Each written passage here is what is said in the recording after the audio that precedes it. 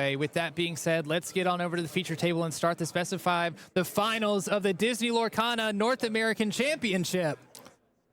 We got a nice little crowd watching it out here, too. I can see them from where I'm sitting. They are all in rapture here, waiting to see who's going to take home this trophy.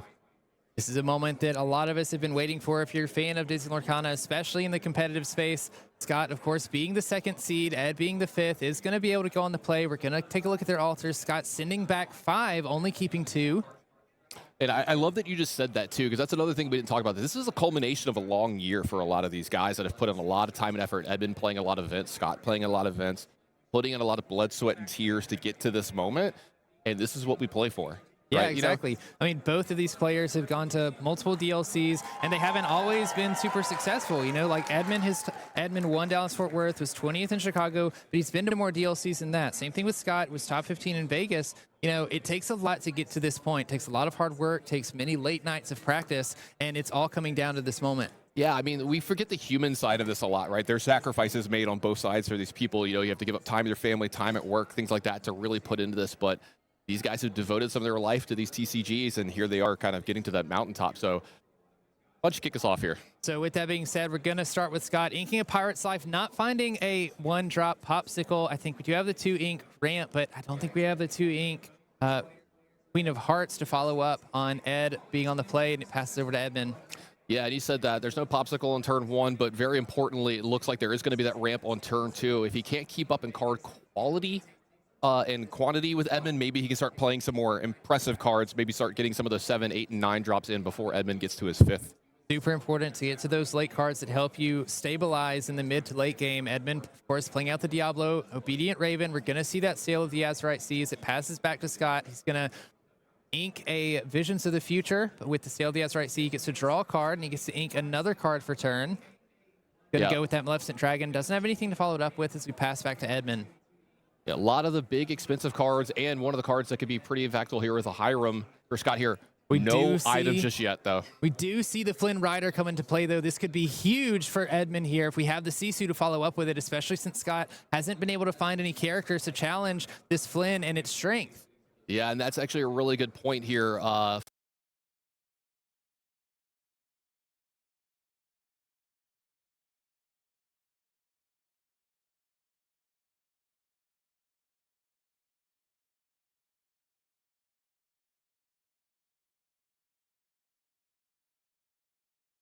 Flynn Rider, a card that had kind of fallen not completely out of favor, but we've seen people shaving down to like 3 and 2 in some of their lists. Edmund playing a full amount of them, playing a ton of them here this weekend, and they have been doing wonders for him here, especially in this match in particular. This is one of the nightmare cards for Scott because he doesn't have a way to interact with this just yet and no way to challenge it on its power, like you said. So this is going to be some free lore. I apologize. There is a brawl there. I thought that was a different card. For it, but a card that Scott really needed for a scenario just like this. If Ed was able to follow this Flynn Rider up with a Sisu, which he does have in hand, we're going to see him play the Emboldened Warrior here. It does look, you know, it would have been difficult for Scott to come back from this. Edmund could have potentially gained 3 lore per turn due to that Flynn. So brawl, very important card in this matchup as we come over to Scott. No item picked up just yet either for Scott. So you see that he's got that Hiram in his hand, but it's kind of just stranded there. You don't want to get 0 value off this card when you play it. And a big thing that happens in this matchup is you ever get to quest with the Hiram, that's actually starting to pull you a little far ahead as well. Yeah, we do see the Visions of Future being played. 5 cards off the top, 1 in hand. I did see a Popsicle in that 5. Interested to see what we picked up. It was the Popsicle, so we can utilize this Hiram on the next turn. Yeah, I love this from Scott, picking up Popsicle here. A lot of more expensive, maybe more powerful cards in those 5, but he understands the contexture of his hand. This Hiram here is going to be very important in this game. He's going to need to get a couple of extra cards to keep up with Edmund as this game goes on. Also, he wants to find a couple more inkables as well. You see a couple of the big drops late in his hand that aren't inkable. You don't want to get rid of this Visions if you don't have to just yet, because it'll help you find more things like it is right here. So definitely like this play from Scott. A lot of cheap cards off of this Vision. Popsicle, Ice Block, Sail the Azurite Sea, and 2 Tipo. We're going to take the Popsicle. Some more things to feed this Hiram potentially. One thing I noticed, though, looking over at Edmund's hand when he was flicking through it earlier, he also has a Brawl. You've mentioned, Tannen, how important this Hiram can be in this matchup, especially if he lasts long enough to quest and banish another item, drawing 2 cards. As long as Edmund has Brawl in hand, that's going to be an immediate answer to this Hiram. Really, really good call. Another important card in this matchup, Merlin Rabbit played for Edmund Chu here. It's going to draw an extra card, and if he wants He's going to need to kind of protect those if he can a little bit in this matchup. He's not always going to be able to do that, but I do see a way to bounce one back to his hand and a second copy as well that should be able to help. Back over to Scott. We've got a Hiram drawing 2 cards off the popsicle here. How far I'll go got picked up as well, possibly something that could be sung later to get some value if we don't have another popsicle, but we do here off that second visions from last turn. Yeah, now, super important for Scott here to fill his hand, especially moving into this mid to late game. Ruby Sapphire really wants to extend the game against Ruby Amethyst because when you play the attrition game, Ruby Sapphire is the one that's going to win, especially since Edmund hasn't really been able to gain too much more. We do see the brawl come out for Edmund, though, banishing this Hiram as he quests with everything on board, pushing his lead. Really impactful play here in this matchup. Like I said, you never want to let them quest with the Hiram if you can avoid it. You can't stop.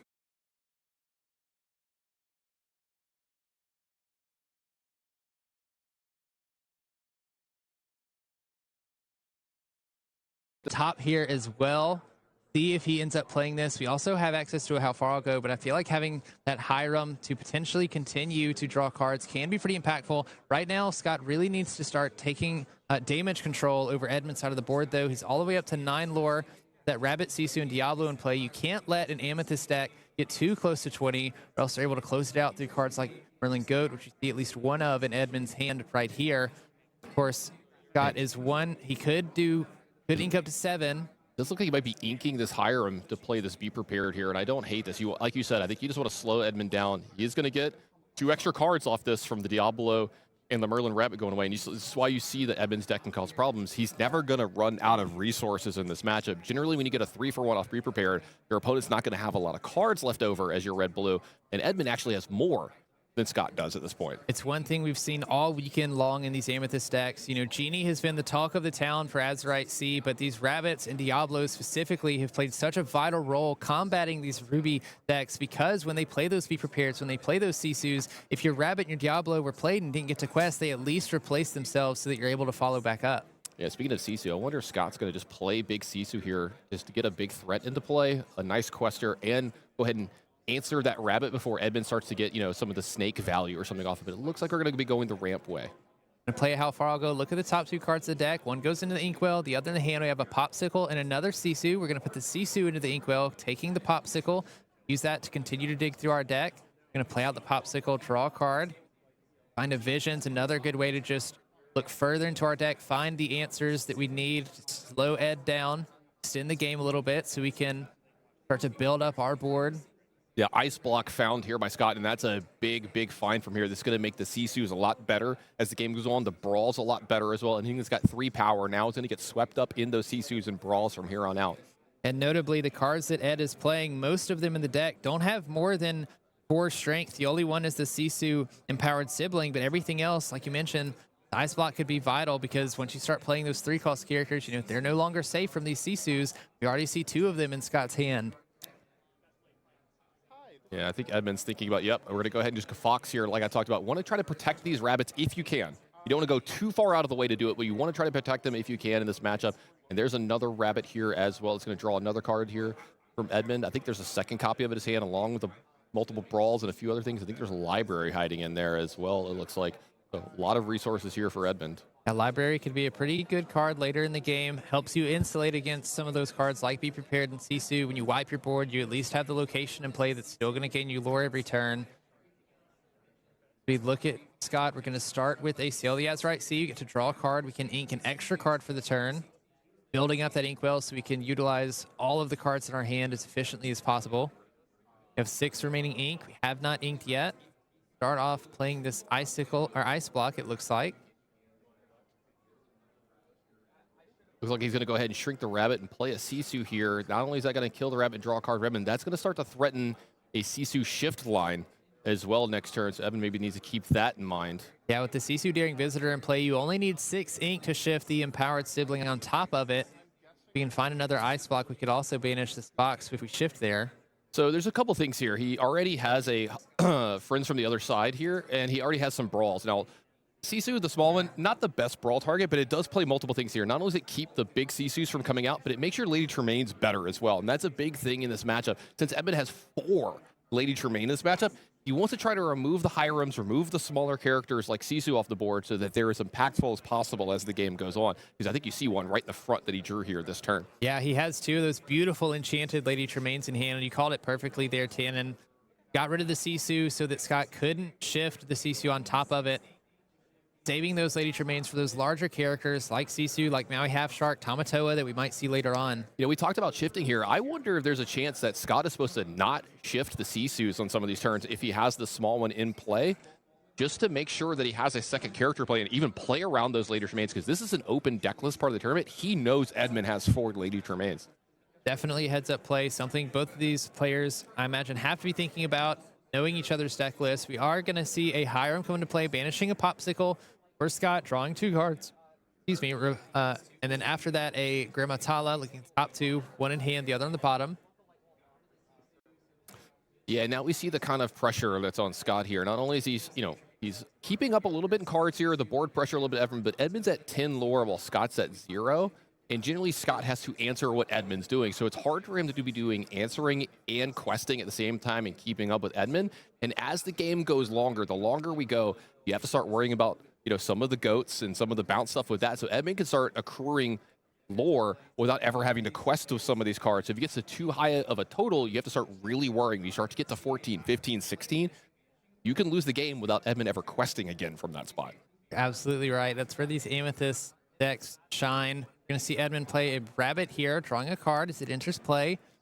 Seen him use this rabbit very efficiently, bouncing it back to hand, playing it again. We're going to ink a Flynn Rider, playing a Brawl on this Hiram again, knowing the importance of Hiram being in play, helping Scott refill his hand, saying, I can't let you have that.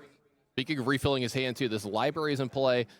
Red-blue deck not super great at getting rid of this library. They have some Mauis that can do that, but this leaves something in play that'll be able to be there after Be Prepared, after Sisus, and draw you some extra cards and keep the gas coming for Edmund and keep this game going the way that he wants to. Edmund, I think, has found this game is going exactly how he wants to do it with this 12-0 Lord lead. Yeah, I mean, one thing that we've seen Edmund do fantastically throughout this weekend is utilize this library in this way where you play it out, but you also play out cards that have to be answered by the opponent. So the library kind of goes by the wayside, but that one lore, if you leave it out for a couple turns, that thing will gain 4, 5, 6 lore over the course of a game, sometimes even more. And just like you mentioned earlier with these Amethyst decks, having access to cards like Merlin Goat, which are going to gain lore as soon as they enter play and leave play, all Ed needs to do is get close enough to 20 and have something like a Goat bounce in hand.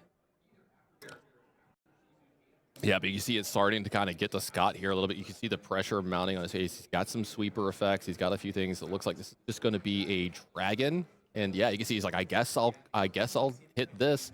And then the grandma is going to start working on the library. That sounds like something a really nice grandma would do, right? Grandma Tala's just going to the library, taking some books out. The Maleficent Dragon, a great card for answering locations. Of course, when it's played, it banishes another character, but also that 7 strength means it's going to do a lot of damage to any locations that Ed decides to play. Ed already up to 13 here, too, off that lore from the library this turn, getting close to the finish line here in the game one. I like to remind everybody this is a best of 5 here in the finals. I think there's 2 Be Prepareds in Ed's hand as well. Yeah.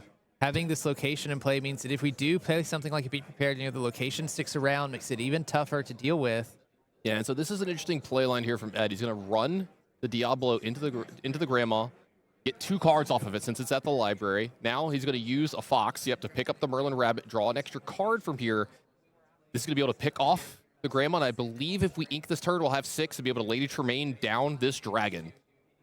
So this is a very clean turn from Edmund here. Yep. You can see the power of Lady Tremaine. Just such a unique card that Edmund has brought in instead of the Madame Medusas. When we talk about the ladies in red, Madame Medusa, Lady Tremaine, a lot of times people are playing a couple copies of each, but Ed choosing instead to only play the 4 Lady Tremaine instead. I like how Rebecca puts it, the ladies in chairs. Yes, the ladies in chairs. I know Baker, if Baker's listening over in EU, he's going to get mad at us because I don't think Medusa's actually on a chair. I don't care. I like that ladies looks in like chair. A chair to me right there. Tremaine's in a chair. I don't think Medusa's in a chair. Yeah, whatever. But we are Baker could get over it, okay? We are going to see a Sisu empowered sibling coming into play. 5 strength, 4 willpower character with 3 lore. It's going to make it so Scott can maybe start questing, but Ed all the way up to 15 already. Scott does have access to a card like Pirate's Life. It's not in hand, but something we might need to find to start pulling this lore lead back from Edmund. Yeah, another Lady Tremaine here to see why Ed chose this version of the deck with 4 of this card. So good against red-blue because we see so many games where a Dragon or a Sisu or a Tamatoa start to bring it home, and it's the only character they have in play. These Lady Tremaines have been doing so much work for him all weekend, and you're seeing it again here in the finals.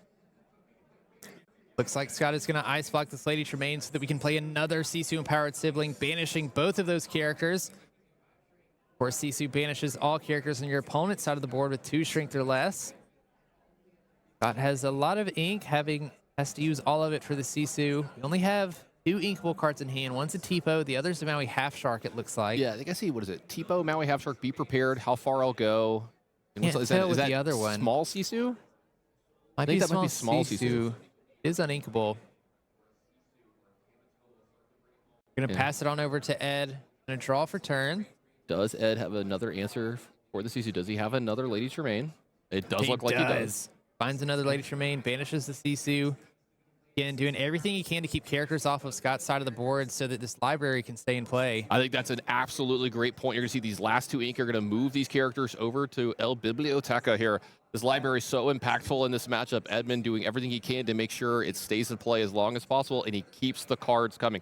I think Ed's going to go through 40 cards a game here in these. He definitely might. These Amethyst decks are the best of any ink for drawing cards, in my opinion. They replace themselves. A lot of cards like Melon Rabbit when interplay draw you cards. We are going to see a Be Prepared by Scott here, banishing the Lady Tremaine and the Sisu. Edmund shows the goats. Shows a goat, a way to bounce it, and since he's already at 18, that's going to be game 1, a pretty easy victory over to Ed. And I want to point out something that happened in this game, and this is one of the reasons why that I think this is such a good matchup for Edmund, such a rough matchup for everybody. We saw Be Prepared get a 3-for-1 in that matchup. We saw Be Prepared get a 2-for-1 in that matchup. We saw Hiram draw multiple cards multiple times, you know, playing it, questing it, doing all the stuff, getting all these cards, Popsicle replacing itself. We saw Sisu get multiples, you know, 2-for-1s, 3-for-1s. Ed had more cards than his opponent still after all of that. Library drawing extra cards, the rabbits getting to get bounced a bunch of times. He was protecting it just enough, protect the library just enough. Absolute clinical game 1 from Ed. I mean, it's insane when you put it that way. You know, Scott having cards that historically in Disney Lorcana have created enormous advantages through those trades, getting to go for multiple cards just for your 1. So between the library and the Lady Tremaines being able to keep those off of play, the library, of course, taking the lore up, Ed was able to take that away, but that's only game 1. This is a best of 5. We have another game 2 coming up, so let's get to the feature table. All right, Ed having taken that game means that Scott will be on the play this turn. We're going to take a look at their hands.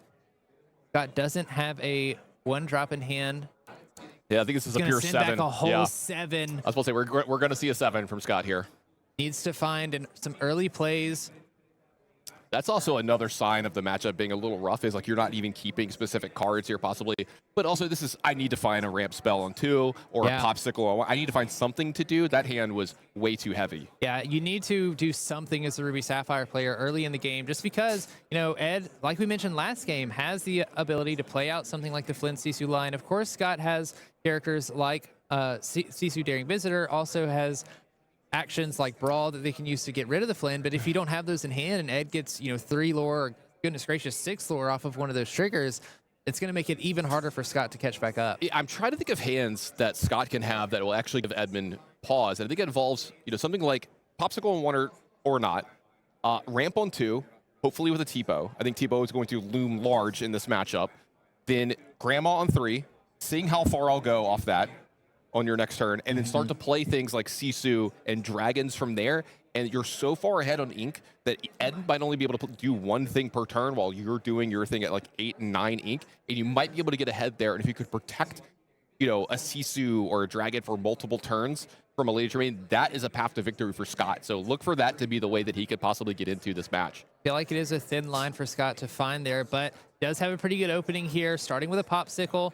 Then Edmund responds with a Magic Broom. Scott does find that Tipo like you talked about, Tannen. But one thing to note is Edmund played the Magic Broom on turn 1 instead of his other 1-cost characters. Magic Broom notably has 2 willpower instead of 1 like the other one. So when we quest with this Magic Broom, the Tipo only having 1 strength means it's not going to be able to banish this 1 cost.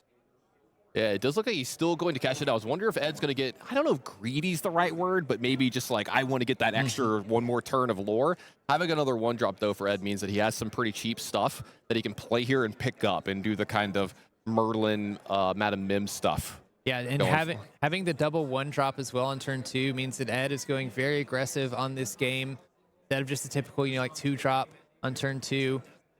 We are going back to Scott here. Able to find that ramp from T-Po on the last turn. We do have that Grimatala in hand, like you mentioned, and the Halfargo to potentially follow it up with.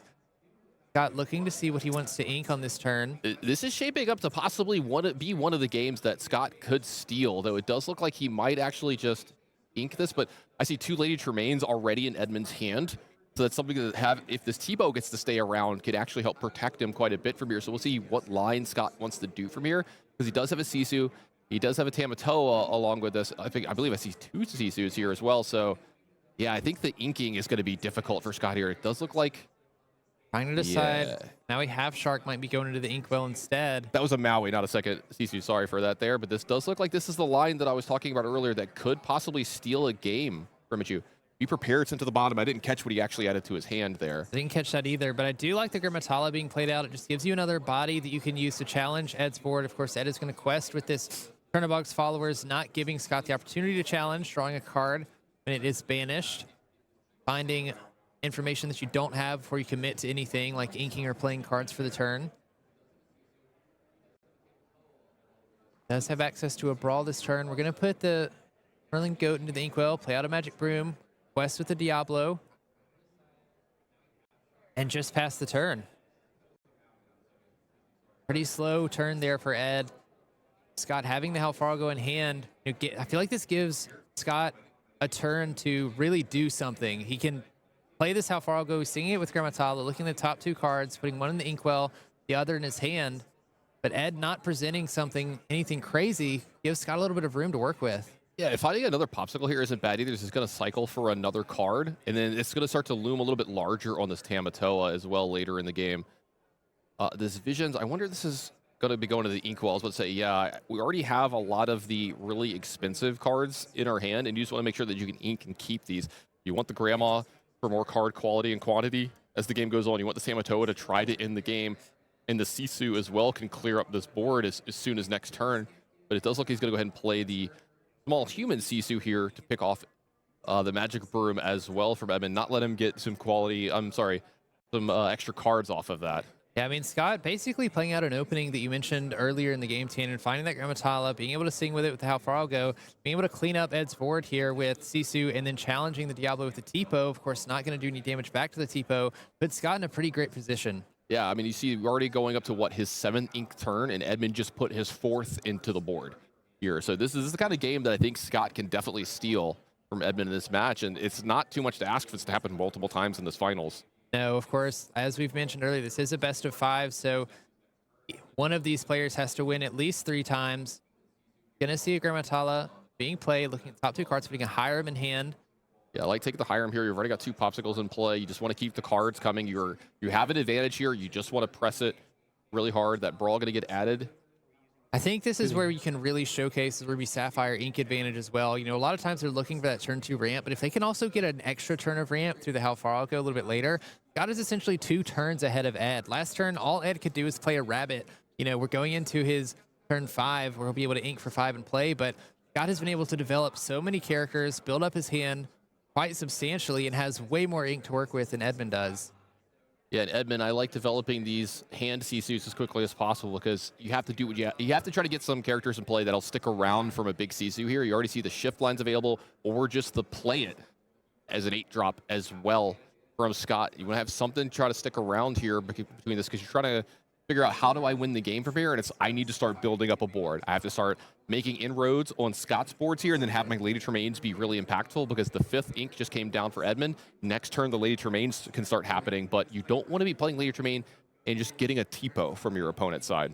Yeah, and one thing to note as well, you know, Ed does have that Be Prepared in hand. We're about 2 turns off of that, but Scott might be put in a weird position where he has such an advantage with so many characters in play. You know, you don't want to overcommit to the board so that once that eventually comes around, Edmund can answer, especially if as Edmund is playing characters like Sisu that he can use to sort of keep your board a little bit more narrow, sort of fight for lore and board space as well. Yeah, I wonder if Scott feels like the advantage he has in play now is good enough, and he can maybe leverage that as the game goes on, or like which one of the big characters do you want to develop here, because you only get it for one more turn before the be prepared happens, like you were saying, which I think is a really good spot. And this Hiram, I think, is a better way to hedge it. We can still go wide here. We can draw some extra cards. You won't lose as much if you get a be prepared, and then Tamatoa after a be prepared is a pretty good revamp, but then that starts to play into the later Tremaines into Edmund's hand. So I don't want to write out Edmund too fast and too much just yet, because that lore is still just at 3 from both of them. So Scott hasn't pulled ahead so far yet that it's insurmountable for Ed. Scott building an even further ink advantage as well. Having played this Sail the Azurite Sea allows him to ink twice, so he's going to ink this Tamatoa and Hiram so that he can play out this this Sisu empowered sibling. Yeah, really important that he gets to put 2 more cards. That means only 1 card left over his hand, which made the Sisu small enough to be swept up by the Sisu on Edmund's side, swept up by the Sisu on Scott's side. We are going to see Ed start with a Friends on the other side, paying the 3 ink for it, drawing 2 cards. Hasn't inked for the turn, has quite a few cards in hand, but that Sisu is pretty big for Scott here, so Ed not being able to develop anything. And this is the biggest telegraphed be prepared I've ever seen. Scott immediately is going to quest and probably just pass right back to Edmund. Yep, there we go. And he's going to be ready to pick up all 4 of his characters, but now he's up to 9 lore. He's still ahead of Edmund, and he gets tempo back. He's the first one back to the board. Here's the problem, though. Scott is down to only a few cards left in his head. Edmund has a full grip here, but thankfully, Scott, there is a Hiram here to draw a couple cards off this popsicle. Draw the 2 off of Hiram here. Very important card in this position as well. As you mentioned, Scott was getting pretty low. Cards in hand. Going to play out this Maui. It looks like we are. Love getting this Maui to play. Puts another character to play to help protect from Lady Tremaine. You don't mind if you lose the Maui here. You just want to make sure that you can protect this Hiram. That is your key to victory here, drawing these extra cards over these next couple turns. We talked about this. You can't let Hiram quest in this matchup, so that is going to be a brawl for Ed to take care of it, just to make sure he gets rid of that problematic character. Yeah, Edmund definitely understands how powerful Hiram can be in this matchup.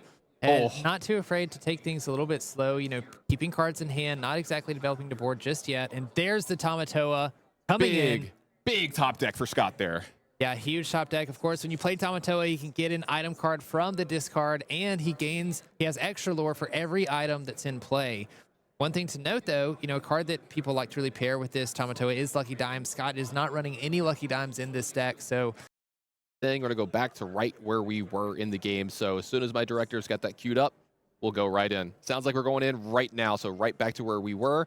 We'll see if Scott was able to take care of this. So a brawl was found to take care of this Hiram. It looks like the Tamatoa was dealt with from Edmund, so we are a little bit further. I apologize, but this Maui is still in play. No value yet from Scott, it looks like.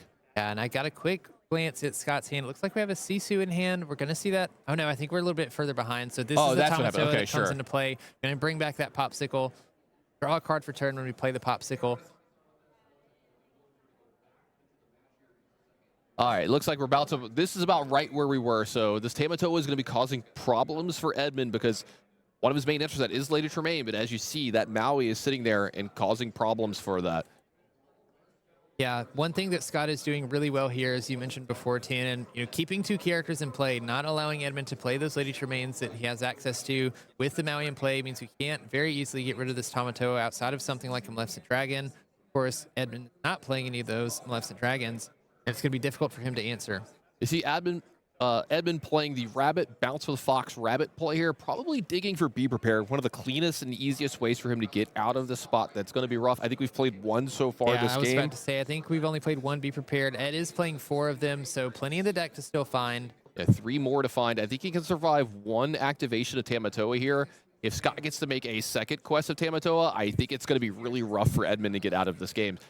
Definitely going to be tough, especially since Tamatoa can bring an item card back from the discard. So I'm not sure if we have any in there yet, but we can always put a Popsicle in there ourselves and then bring it back. We're going to start with Sail the Azurite Sea, just to draw a card, give Scott the opportunity to ink a second card for turn if he wants to. We haven't inked a card for turn yet.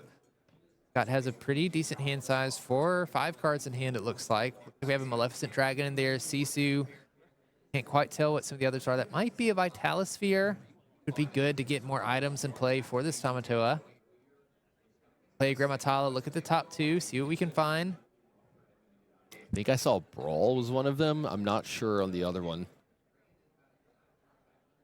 The Vitalisphere in hand. Not sure what Scott took there. Yeah, it was a Brawl. I see it in the back of the hand. We're going to see that Vitalisphere in play. We're going to banish the Popsicle so that we can quest with Tamatoa. He's going to gain 3 lore, bring the Popsicle back in the hand. You can play it and draw another card for turn. This is the power of Tamatoa at play. Yeah, I'm wondering if the lore counts are correct here, because I felt like Scott was lower. I'm not 100%, but we'll just go with what's on the screen. It looks like Scott is at 18, so that means if Edmund can't stop what's in play for him, this would be Scott taking game 2. Yeah, Ed really needs something like Be Prepared here. Gonna ink up Madam and Fox. He does have the Be Prepared, so the Tamatoa is gonna be banished along with everything else, delaying the game an extra turn. Edmund forgot to quest with his Fox there, kind of lamenting that play from himself. Gonna follow it up with a Library. Pretty good play here. He is gonna play the Pirate's Life, and Scott's gonna take game 2. Yeah, so exactly how we kind of drew it up a little bit before the games. We're talking about how does Scott win a match here in this finals, being such at a disadvantage with the build of Ed from here, and this is it. This is how you do it. Turn 2 ramp into a Grandma, hopefully with a Tipo. I think it's very important that we have Tipo and Grandma on a lot of our hands here. How far I'll go, we'll keep the cards coming while still doing the ramp thing, and then you get to play some of your big stuff, and then if you can protect the Tamatoa for more than one turn, easy sailing from there. Yeah, I think as long as Scott can survive that early game, sort of keep Ed off of those very aggressive early plays, then all he has to do is survive into the late game. We saw him use those Ruby removals. Edmund had a little bit of trouble finding some of those cards that replace themselves. Lucky enough to find a couple Be Prepared to get it out, but Scott ultimately was able to take that game. Yep, that's game 2, so we're even up at 1 apiece. Remember, best of 5 here in the finals. Game 3 right now. All right, Ed will be on the play for this turn. We're going to take a quick look at both players' initial hands. Be Prepared in Ed's hand, also a Sisu 1-drop as well. And the Flynn. Might not be the best, though. A couple times he's played through that Flynn. Scott has had the Brawl to answer it. Looks like Ed is only sending 3 cards back. Looks like a full 5 for Scott here. I saw a Sail the Azurite Sea was kept. I didn't see that one. Maybe it was an Ice Block. Maybe an item. I didn't necessarily see it, but that's a really good card in this matchup. Really impactful for Scott. He's going to be able to pick off almost, you talked about this, almost every character is pretty susceptible to Ice Block, making it brawlable. All right, we're going to get into this game 3. Ed's going to start with inking a Magic Broom, going into a Turn Box Followers for turn 1, and then passing the turn to Scott. We'll see if he has turn 1 play. I do see an Ice Block in hand. Going to ink a Maleficent Dragon. We'll see that Ice Block played. Must not have had the Popsicle. Looks like he doesn't. Did see that Seal the Azurite Seed, like you mentioned, Tannen, so he does have the turn 2 ramp, but we do see the Flynn Rider come out, so Scott is going to need to contest this soon.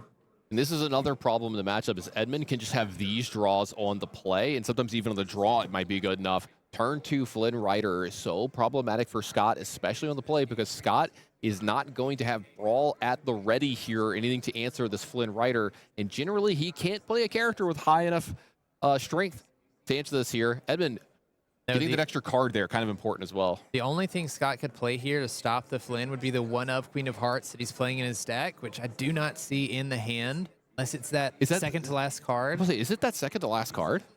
That's the case. He will have the 1-of card he needs to stop this. I think it is. Oh, he's exerting the 2. He does have it. He has it to stop the Flynn for the turn. What a huge play for Scott here. And like you said, I think you talked about this in one of his other matches where he forgoes sailing the Azurite Sea just to make sure that this extra lore isn't given up that fast. Now, here's the other problem. The hand Sisu is for sure going to have the highest strength going forward. Yeah, luckily Scott does have the Brawl for this situation. Doesn't even need it. He has the Sisu with the Ice Block to reduce the Flynn down to 1 strength so that you can get that Sisu trigger, banishing it. This is another one of the hands that could possibly get it done here, Brandon. We see how far I'll go behind this. We see some Mauis. We see another Ice Block. We see a Brawl. These can probably take care of what Edmund Chu's got in play enough over the next few turns to possibly get him into the late game here. We are going to see Ed refill his hand a little bit, singing Friends on the other side with this Sisu Emboldened Warrior, then inking for the turn, playing out this Merlin Goat, gaining a lore as it enters play. Move on to Scott's turn. Does have that How Far I'll Go, as you mentioned, Tannen. Doesn't have anything we can sing with it, but would allow him to dig a little bit into his deck and also accelerate his ramp since he missed that turn 2 ramp. He's already passed the first really big test of this game. The Flynn Rider did not get any lore for Edmund. If that had gotten 3 or 6, it might have been really hard for Scott to win this game. Now he's in a much better position. He's still a little behind on the board, but he's got that how far I'll go. Like we were talking about a few other things, depending on what's on top of his deck here. He's starting to get into this game just a little bit and be okay in the spot against Edmund. As long as Scott can continue to accelerate his ink and keep Ed under control, playing a couple of things to the board and also keeping his hand full, I think he's going to be okay here. It looks like we're going to see the second ice block being played. And this means that he can brawl the Sisu down, I believe. Yeah, he would if he'd have, like to. Yeah, the Sisu would be at 4 strength with 3 cards in hand for Scott. So if you use both ice blocks, Sisu goes down to 2 strength, and then you can use the brawl. Do you want to just take care of the Merlin? I was going to say, nah, I think you want to go for the Sisu here, the highest priority play here. It is questing for 2. Quest with the Sisu here for 1. It does have evasive, so we can do that safely without repercussions of the Merlin Goat challenging it back.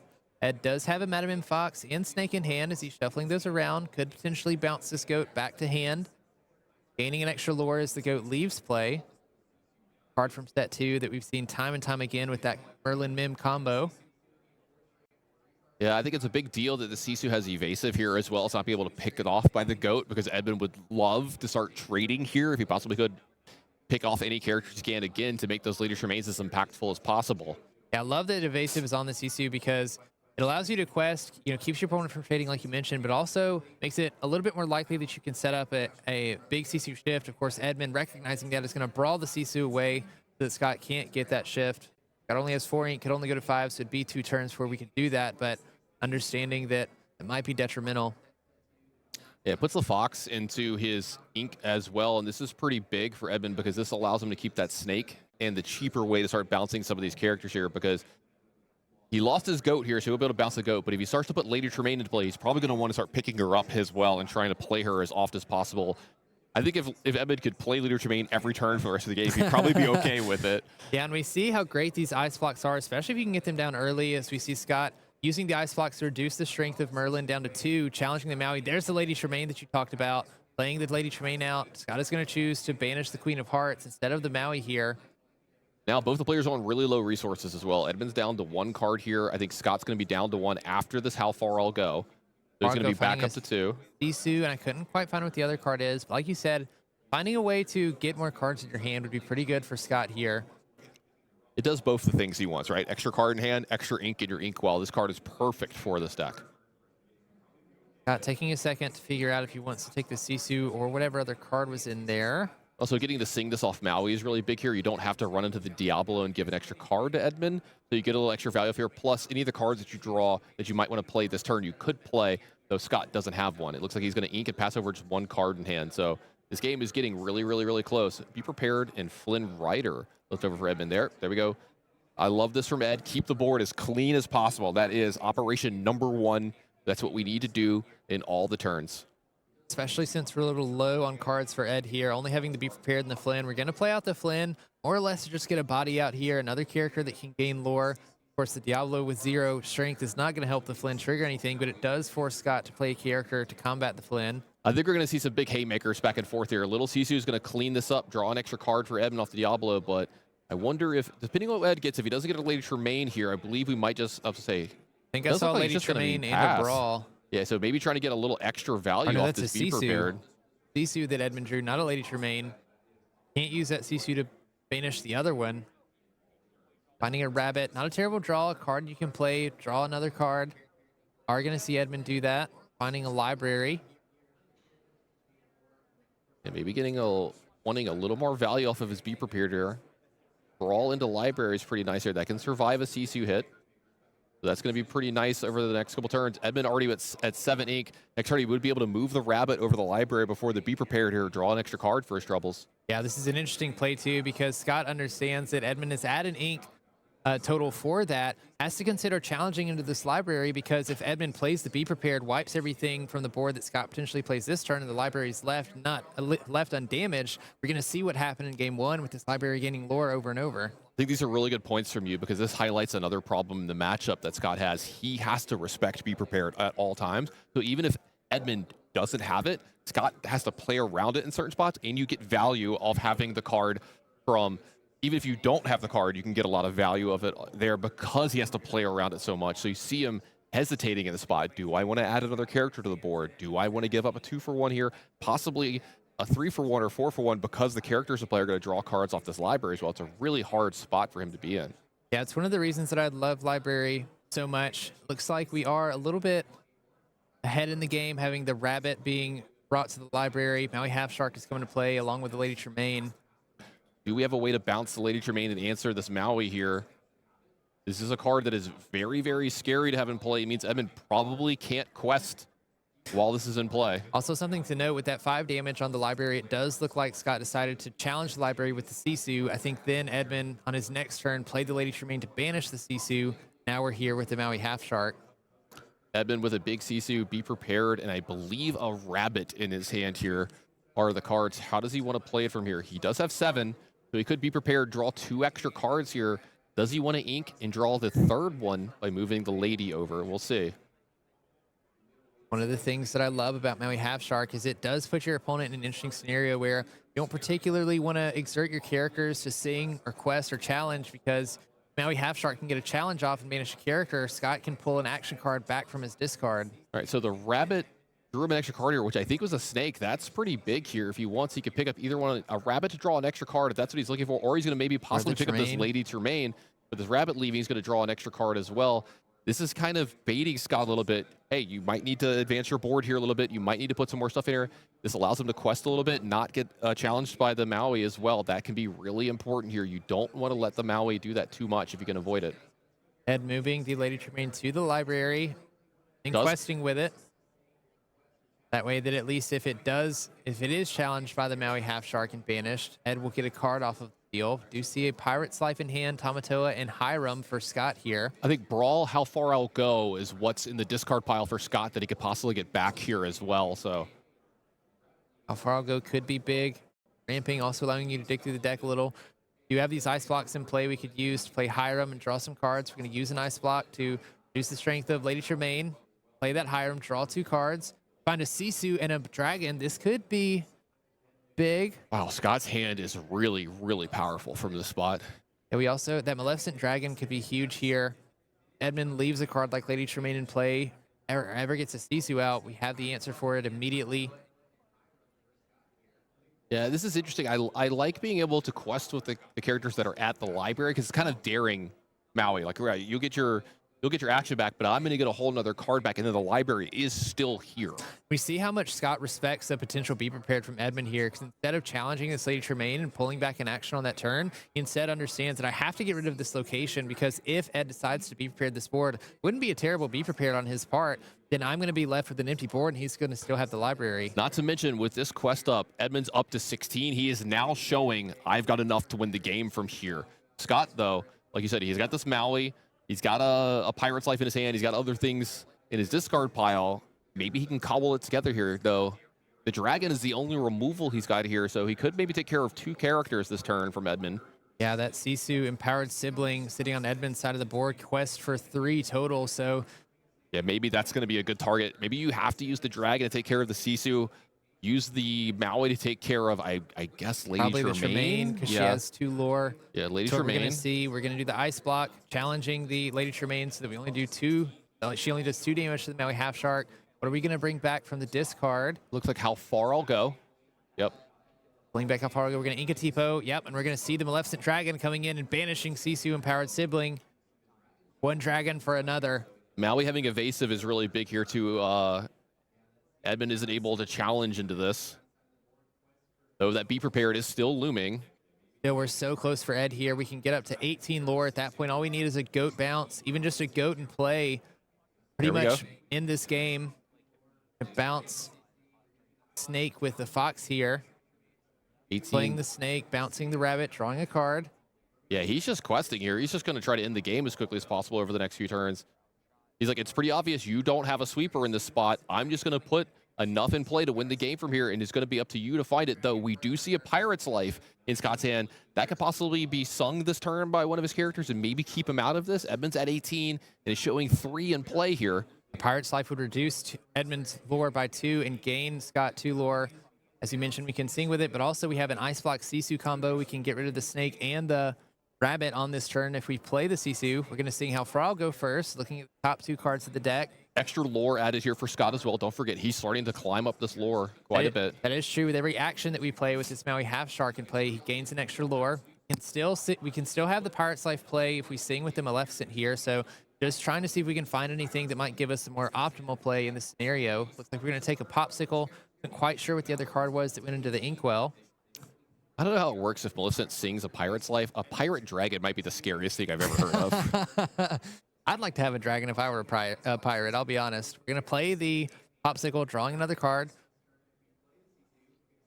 Scott basically just seeing what options he has before he commits to anything. We are going to see the Ice Block being played and the Sisu come down, banishing the rabbit and the snake. Ed's going to draw a card. And then Pirate's Life is going to get sung off of Maleficent. That's going to gain 3 lore for Scott, take 2 away from Edmonds. Edmonds going to go back down to 16, so Goat doesn't get it done anymore. But this Be Prepared is about to be huge for Edmund Chu. Yeah, I mean, I'm slamming this Be Prepared if I'm Edmund here. I think he's got 9 ink, could maybe even go up to 10 here this turn, so that means that he's going to be able to advance his board as well. So 17. Great patience from Edmund Chu. And look, you can see Scott, he's got his hand up already. Yeah, I'm getting ready to get rid of all these cards. Yeah, as soon as you see Ed questing with that fox immediately, you just assume that the Be Prepared is coming. Okay, so I see at least a 1-drop from Edmund Chu here. There's a Diablo. There is a Goat in his hand. So this will quest him up to 18. Goat will go up to 19. If there is a bounce in Edmund's hand, he has enough to finish the game next turn from Scott, barring anything happening. That would almost guarantee the win. Scott would have to find his second Pirate's Life or find a way to Maui rush, challenge something, bring the Pirate Lights back and play it. Yeah, I don't think he has it just yet. I got a little bit of a look at the hand. I think it's Rabbit, Goat, and I think a red card. So it looks like he might not have the 20th lore next turn. This is one of the reasons that I love this card like Diablo. It is such a just small play. It's a 1-cost character, not something you want to use your removal on, but Ed is so close to 20 that Scott might be forced to play a removal card here just to get rid of the Diablo, respecting a potential Goat play. Yeah, you might just have to play the Sisu here just to keep him, Edmund, away from just having Goat bounce Goat. Be Prepared and a Sisu in hand. Either of those we can use. Get rid of this Diablo if that's what Scott really has to do. Fortunately, we can't really use the Grammatala or the Tamatoa this turn and banish the Diablo unless we find something like a Brawl or a little Sisu off of the Grandma. Yeah, with only 8 ink left, he can't double play something here. So I think, yeah, you just spend the most ink possible, play the Sisu, draw a card off Diablo. Was it a way to bounce the Goat multiple times, maybe? Doesn't look like it just yet, so we're going to be playing a few more turns here. Don't see a bounce card in hand. Looks like a Sisu, Library, Goat, Rabbit. Not quite sure what the other card is.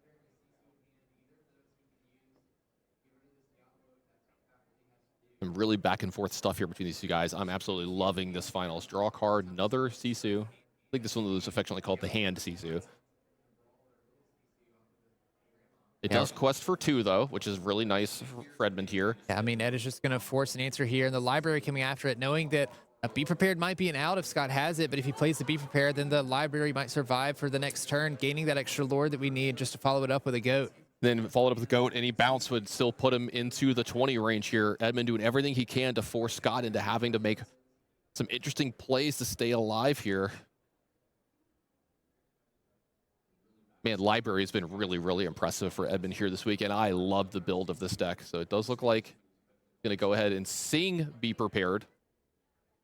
That way we don't use any of our ink. We can use all of it for the rest of this turn. We're going to follow that up with a Hiram, banishing a Popsicle. Pretty decent draw. We can find some other stuff in our deck that we may need to force Edmund off of game. Another Pirate's Life would be nice. Grandma's going to dig for 2 cards. There's a Hideaway in hand. We can use this to banish or to put the Library into the Inkwell as well. Oh, that's really, really huge for Scott's Scott. only playing 1. Yeah, only playing 1 Hideaway. This is huge for Scott here. Huge card to find here. Getting rid of the Library, making that Be Prepared play much better. Edmund with a ton of ink and a ton of cards here. 17 lore. Finds the Brawl for the Hiram, getting that out so that Scott can't draw extra cards. That's find a way to delay the game. Really important for Edmund. Edmund's going to put him back into the same situation yet again. Magic Broom and Sisu. 3 lore on board. Have to banish something here. Specifically the Sisu in case if you respect the Goat. We've been through multiple sweepers the last few turns. There is a Pirate's Life in hand. That means we can reduce Edmund's lore by 2, and we can gain 2 this turn if we want to. Putting him off a little bit more. We're going to start with a vision of the future, looking at the top 5. Putting one in hand. Still 8 ink left over for Scott here, too, so he might even be able to do multiple things here this turn, depending on what he gets off his visions. Because otherwise, I think his hand is just Tamatoa's. What was left over with? It's Tamatoa and is it a Grandma? No, we played the Grandma. I'm not sure what the other one was. Might just be a second copy. Yeah, 2 Tamatoas there. Another Azurite Sea as well. Just going to keep digging before he makes the final decision on what he's going to do. So dig one more card deeper. It looks like a popsicle. Got really threading the needle on this match here, finding every way to stay into the game, digging deep, deep, deep into his deck so we can continue to do this. Yeah, popsicle one more card deeper. Finds a Hiram. All these cards are inkable, so he can ink something and still play a Pirate's Life. Yeah, Tamatoa go into play, or go into ink. It looks like it's going to be the Tamatoa. Yeah, I was going to say, I don't know if you can get rid of the Hiram. You might need it just to draw the cards so much next turn. So Pirate's Life going to move to 10, down to 15 for Edmund here. Edmund off a little bit. One thing to note, though, Edmund has 3 lore on board, though, so if he quests with these characters, he's going to be 1 lore ahead at the end of his next turn than he was previously. And he's still at the point where we know there's a goat in Edmund's hand as well, so any bounce for the goat here, or a second goat itself, would win the game. Would win the game for Edmund. Could go up to 18. Shows the goat. He's the goat. There's the be prepared. It's going to get rid of the goat. Edmund's going to win his second game. This game 3, we're going to a 4th game. Wow, what games from these two so far in the finals. This one's playing out a little bit closer than I thought it would in some of the games that have gone a lot longer, and I think that's credit to Scott. He's been playing out of his mind here in this finals. It's been really good, and you've seen him finding the crazy lines in some of the ways that I think are the only ways his deck can actually compete here in this finals. Yeah, I mean, Scott's doing a great job of knowing when he has the ability to dig through his deck, have a little time to find something that might change what he otherwise might play, so he can optimize those lines, keep the cards that he might want to save for later in the game, versus when he just has to play something out in order to delay the game for Ed here. Oh, sounds like we're good to go into the next game. Is ready. These players are ready. I'm ready. Everyone at home watching is ready. Everybody on the crowd is ready. I hope y'all could hear these cheers that have been going on after these games. It's been so much fun. I feel like I'm in like a stadium or something right now. This is awesome. I know there's a huge viewing area out here. I can see tons of people sitting there, a bunch of people standing as well. Brandon, I don't see an empty seat in the house, and the entire area around it is lined. We've got hundreds of players out here watching this.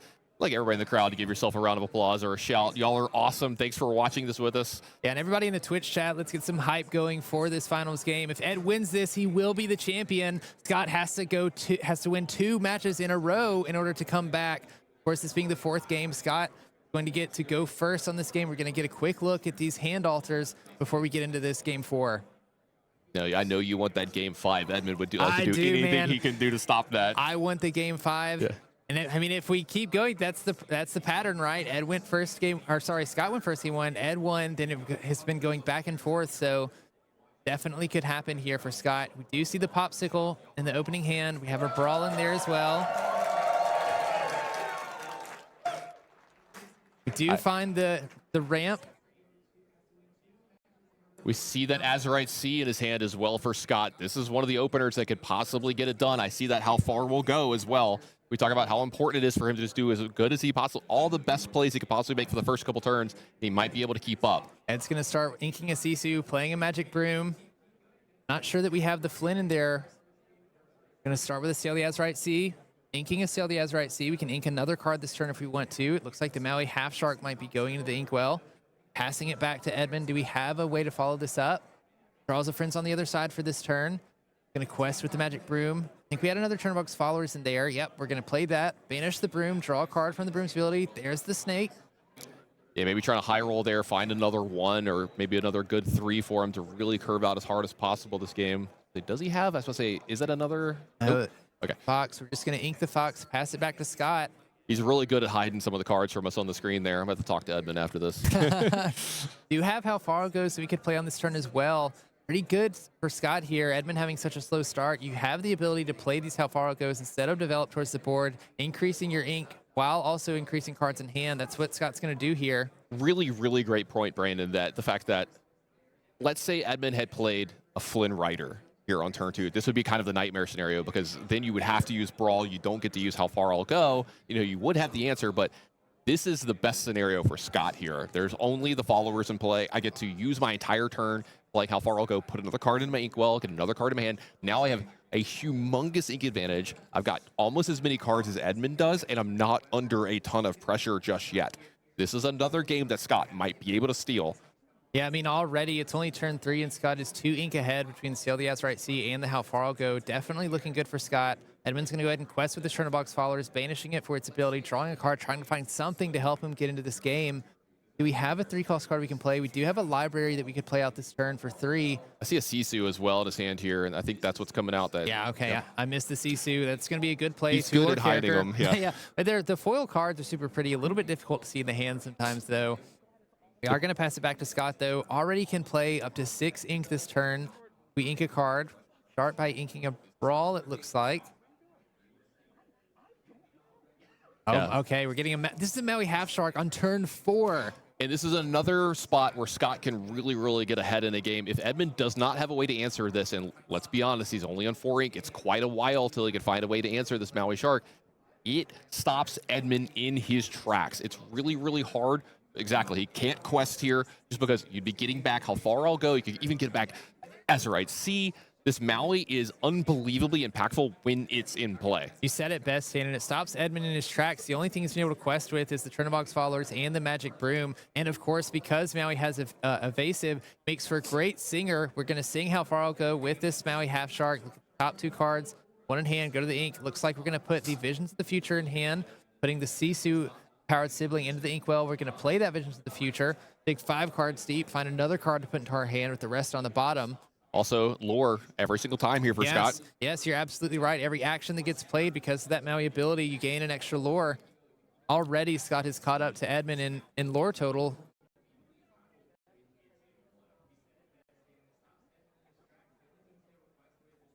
Yeah, a couple of big hitters here for Scott. A couple going to the bottom, but definitely a few in his hand as well. I think I see another Maui, a Sisu, a Queen of Hearts, a Popsicle. I didn't catch the last one. Oh, it's another How Far I'll Go. So the actions keep coming for Scott, and I think that's going to be really good. And we're like, oh, and you do find the Pirate's Life too.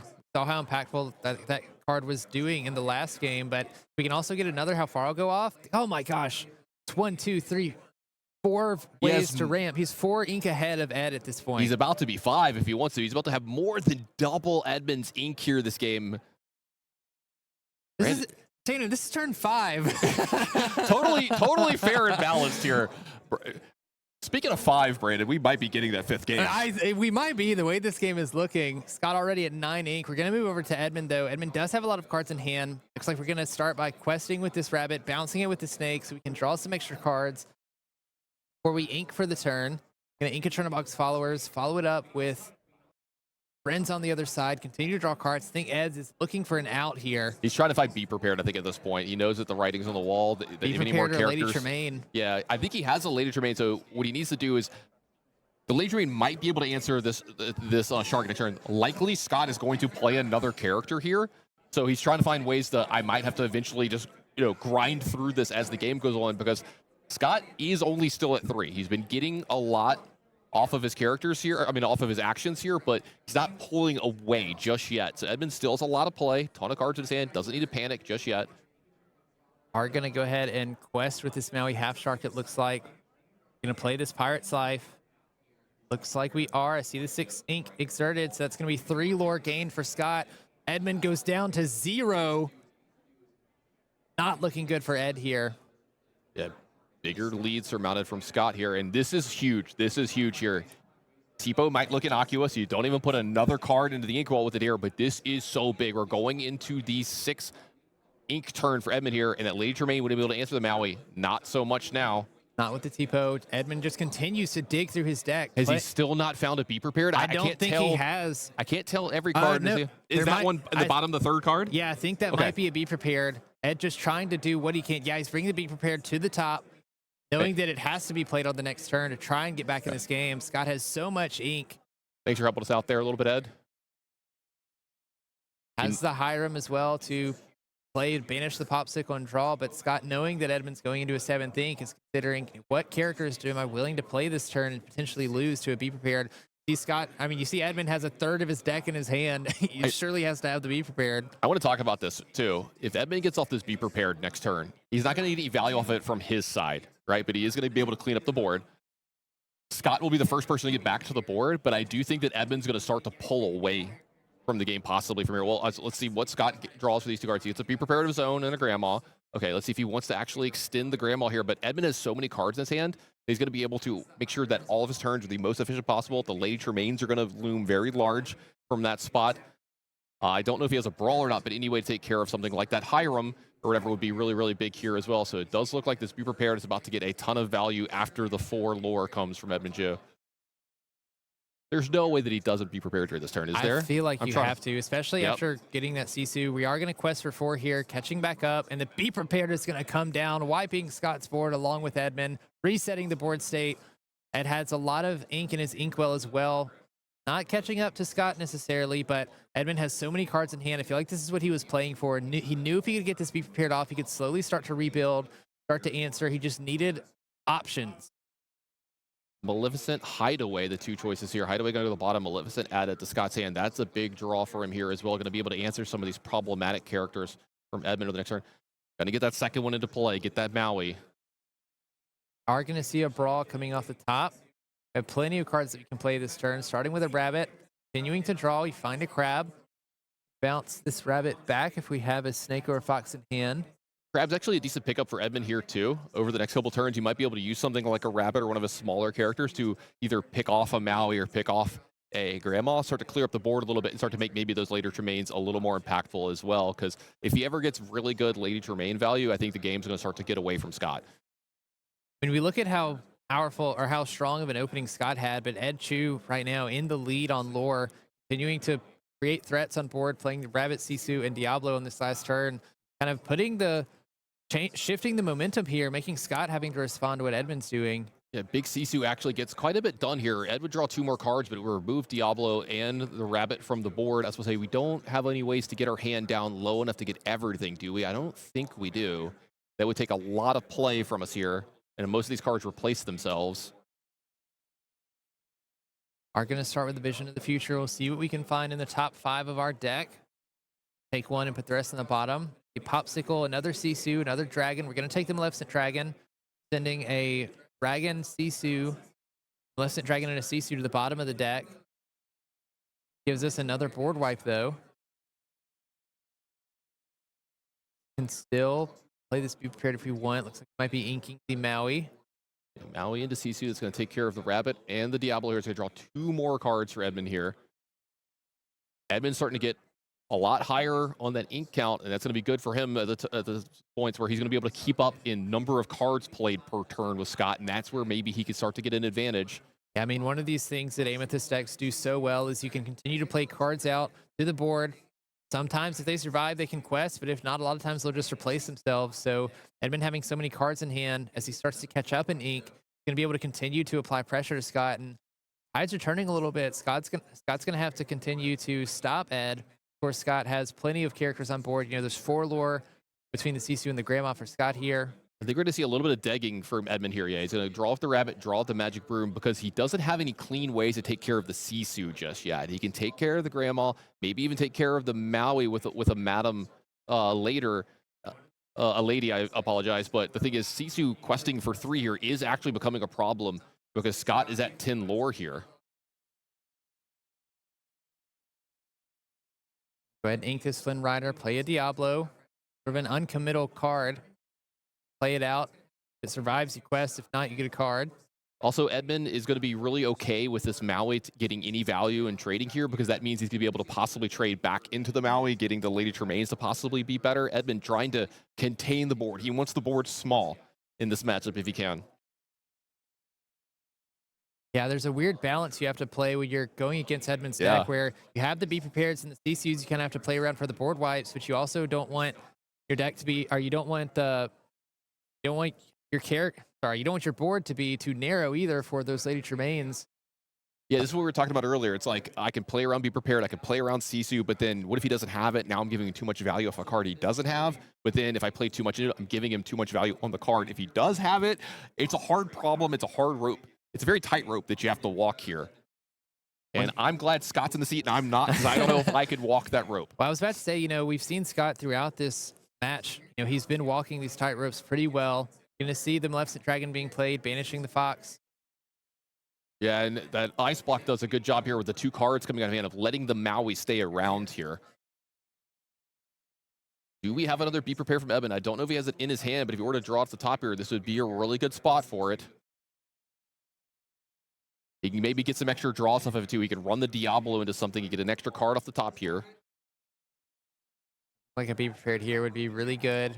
Yeah. Rid of the dragons and the Maui. He's playing 4 Be Prepareds. Ed is playing. Could still be prepared here if he drew it, and he has no other way to deal with these 2 dragons. Have a Fox here. We can bounce the Crab, boosting the Merlin Fox. Could challenge and banish the Sisu. Really good point. And Tremaine's just going to take care of one of them anyway. There we go. It's going to take care of the dragon. Yeah, not too bad. Either of these dragons being banished is pretty good for Ed. Followed up with a Turn-a-Box followers of his own. Yeah, if you're Scott, you got to be a little worried. Maybe try to find a way to take care of this Madame Tremaine. It's kind of like the rabbits here. You don't want to leave them on board too long if you want, because Ed gets a lot of value off being able to bounce them back to his hand and playing them yet again. So do we have access? We have another to a dragon, yeah. Okay. Plenty of ink to use it as well. Yep. That's going to put him up to 16 here too. Scott might be able to steal this game. Notably, not playing Lucky Dime, but with the Maui Half Shark, we can play a couple actions. We can gain lore that way, or a Pirate's Life, would boost us a couple lore as well. Yeah, if you're Edmund, you got to start getting worried about this total here. 15s and 16s are worrisome because any quest plus a Pirate's Life generally ends the game. Scott taking some time to figure out what he wants to play, maybe considering the visions. Yeah, I think he can Visions here still have enough to be able to play the dragon behind this as well. So let's see 5 cards. Maybe we find something that changes our mind, because I got to believe the dragon's going to come down this turn. I think we have a Vitalisphere, Popsicle, Grammatala, Visions of the Future, a little Sisu, or human Sisu. Yeah, I don't think there's any way that, I was going to say, I don't think there's any way you can protect the Sisu here, right? To be able to take out enough stuff from Edmund's side to make sure the Sisu can survive into the next turn. Let's see. All right, so 4, going to be the grandma. Maybe we can find a brawl here.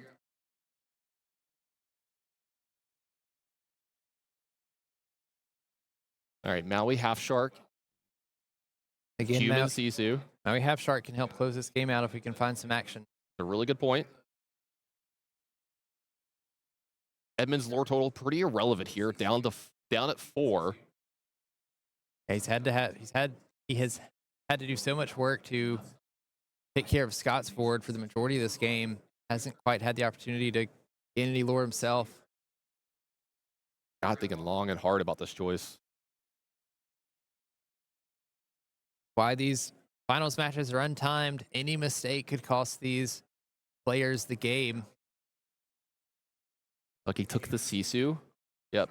Go ahead and take care of this follower. It's going to take a lore away and a card draw away from Edmund Chu here. Pass back to Edmund as he's organizing his ink. I believe we have 10 ink available to us. 11 if we ink a card for the turn. Yeah, Fox off the top.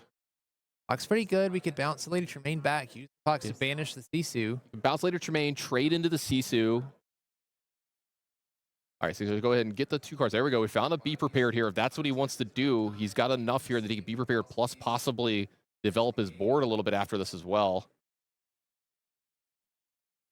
Be Prepared starts to make the Lady Tremaines in his hand a lot more impactful. He doesn't know that there's a Tipo sitting in Scott's hand to possibly protect from that. And Scott has so much ink, likely going to be able to play pretty much anything plus another card on the next turn. So if these Lady Tremaines get slightly worse as the game goes on and Scott continues to build his ink well. Yeah, I think Edmund's got 10 ink here this turn. I think both Ed and Scott does. And since he's questing here, I've got to believe this means that we're getting a Be Prepared here, or we're either getting some Fox shenanigans here this turn. I wouldn't be surprised if we bounce with the Fox and then replay the Lady Tremaine and force Scott to banish one of his characters. I don't hate that playline, except for the fact that Scott is at 16 lore here, and that's what scares me. I don't think I would want to leave anything in play, because it also leaves an extra out. If you have a big Sisu onto the small Sisu, that's another 3 immediately as well. Ed's going to play the rabbit, draw a card, get a little bit more information, maybe another option. Still haven't inked for the turn, so do have access to 7 on this turn. still safely be prepared if we ink a card from our hand.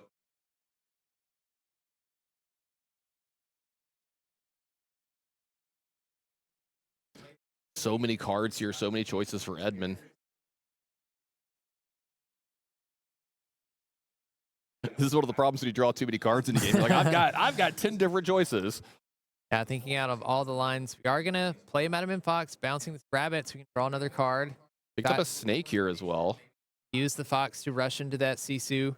Yeah, the Brawl is going to take down the small Sisu. Love that play. It takes away a big Sisu shift line from Scott here. So Scott generally can't win the game from here with a Pirate's Life. It would only go up to 19. I don't know if he has enough for Pirate's Life plus Maui Half Shark. I mean, he has a lot of ink. I don't know if he has that much ink. So let's see. So. I think he has 10 ink available to him, so not quite enough for both of those. All right, a Hiram off the top here can go deeper into the deck.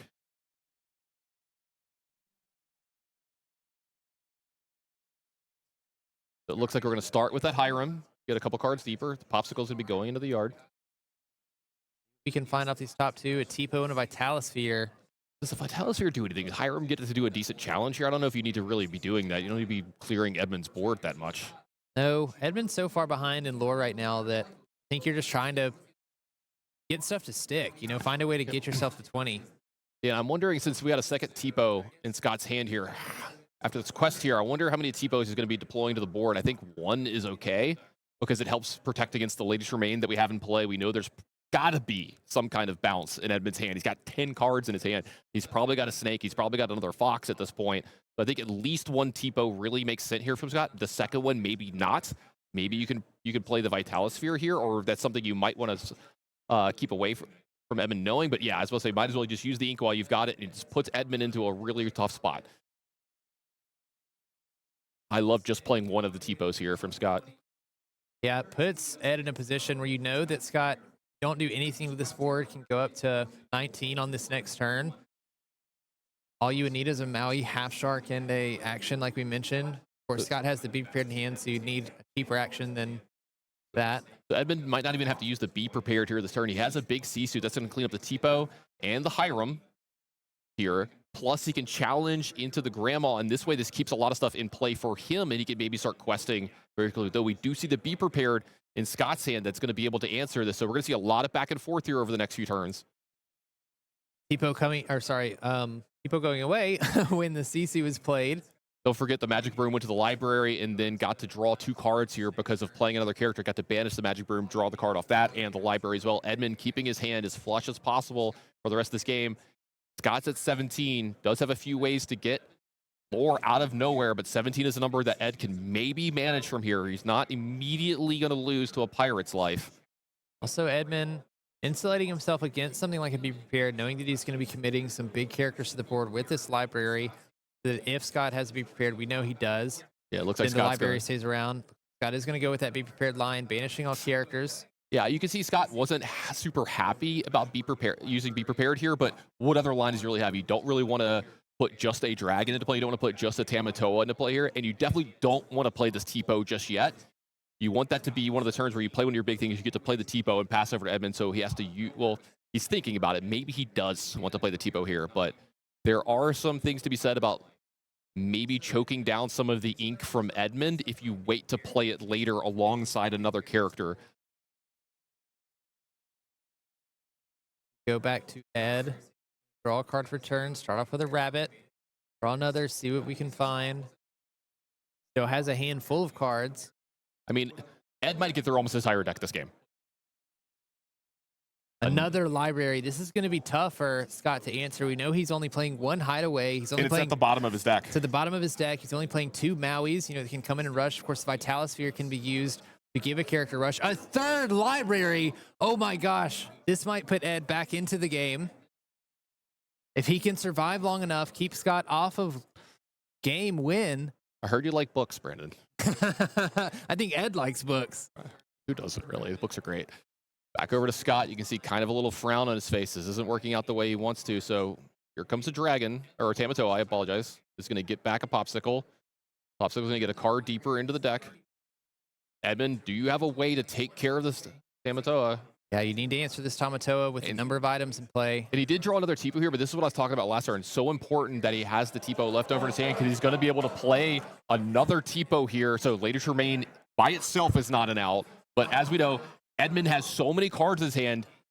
And look, the body language from Edmund here, I believe he might have this wrapped up. Has a way to get rid of the Tamatoa at least. Yeah, 3 more lore for Edmund here. This game. Oh, he's moving quickly. Questing with the rabbit. We're going to see the Be Prepared. Be Prepared. Yeah, Be Prepared comes down, getting rid of that Tamatoa. Draw 2 more cards. Going to draw cards. These libraries are going to stay in play. Likely get another 3 lore at the start of Ed's next turn. I think we might be getting close to having a champion here, Brandon. We might. Ed is getting very, very close. Of course, Ed would go up to 15 lore on the next turn, putting him dangerously close to 20. This would be a feat by Edmund coming back from the start that Scott had. Yeah. How does Edmund progress here? It looks like a goat. Oh, he has a goat. That's going to be another immediate lore. That's going to put him up to 13 here, technically into 14.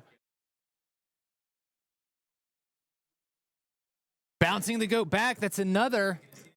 Yeah, I've got to believe Edmund's got this wrapped up next turn here. Over to Scott. He's got these 2 dragons. The goat was saved too. That's a big play by Edmund. He's making sure the goat doesn't get exposed here. This is such a close game, Tannen. Next turn, Ed likely gets up to 17. If we have goat, bounce, goat, would pretty much be it. Scott's going to hire him, draw a card here. I don't know what he can find to possibly keep him out Scott's of this. Looking for anything. We know the hideaways at the bottom of the deck, so that's not going to be able to find that. Only finds Tamatoa, Dragon, and Brawl. That's not going to be particularly helpful. We're going to Ice Block and banish the Snake to get Edmund off of any lore possible. Edmund's ready to show a card. It's a bounce. He has it. Edmund has found his way. He has gone the distance. He is the Disney Lorcana North American champion. As the crowd goes nuts, sees the victory screen come up, Edmund Chu is your victor. What an amazing weekend here. What amazing play. Unbelievable from both of the players.